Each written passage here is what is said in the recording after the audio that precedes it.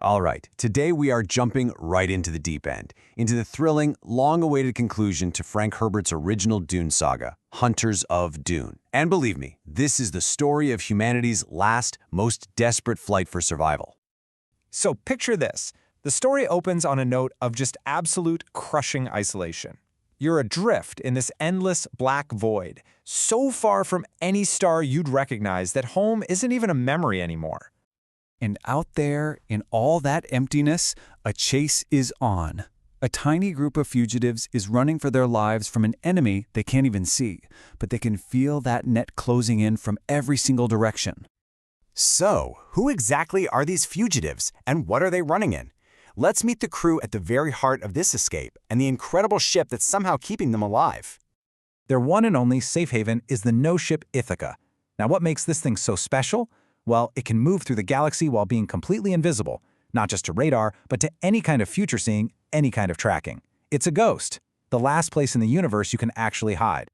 But it's who is on the ship that really raises the stakes. This is no ordinary crew. This is basically a living, breathing archive of a whole shattered empire. We're talking the Gola of Duncan, Idaho, a man who's been resurrected more times than anyone can count.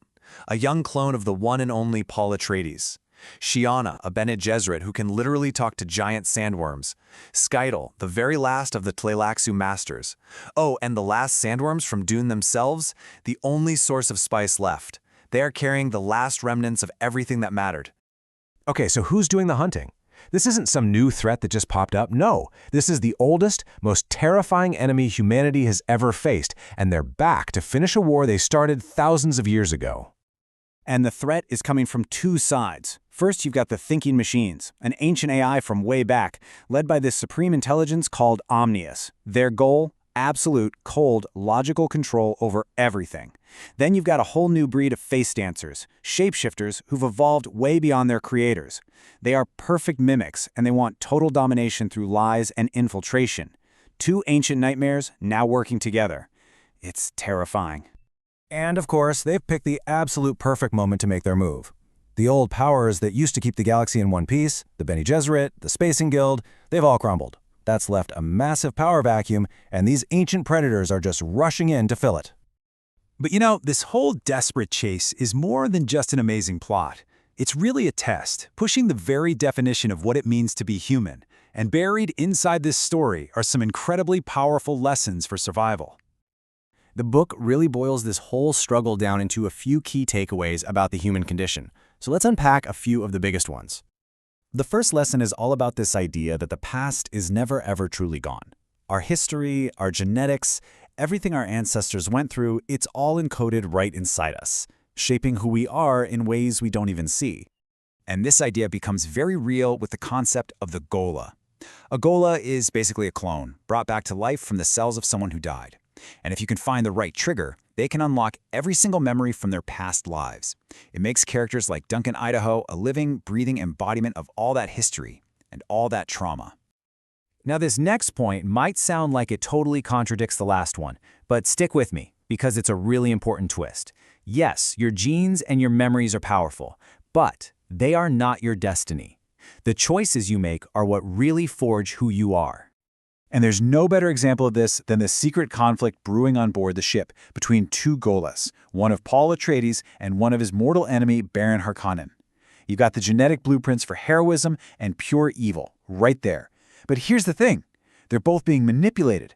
Their fate isn't written in their DNA. It's all about the choices they make and how they resist being programmed. It's our actions, not our origins, that define us.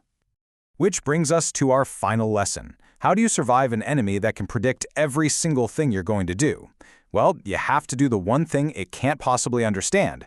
You have to embrace chaos, the unpredictable. The no-ship Ithaca is pretty much the physical form of this lesson. The reason it survives is because it exists outside the rules, outside the known, observable universe. Sometimes the only way to win is to go completely off the grid, to a place where all the old predictions and rules just don't mean anything anymore. So all of this, the chase, the Golas, these ancient enemies coming back, it all builds up to this one profound, ultimate test for humanity itself. And it raises some really big questions. I mean, really think about that for a second. Your enemy, Omnius, is perfect logic. It can calculate every possibility down to the decimal point. So how in the world do you beat that? Well, maybe our biggest so-called weaknesses are messy emotions, our irrational choices, our chaos. Maybe those are actually our greatest strengths. They're the variables the machine can never ever solve for. And then you've got the face dancers, who bring up another terrifying question. If an enemy can look like, sound like, and even access the memories of your best friend, what happens to trust? How do you know who's real when identity itself can be worn like a mask?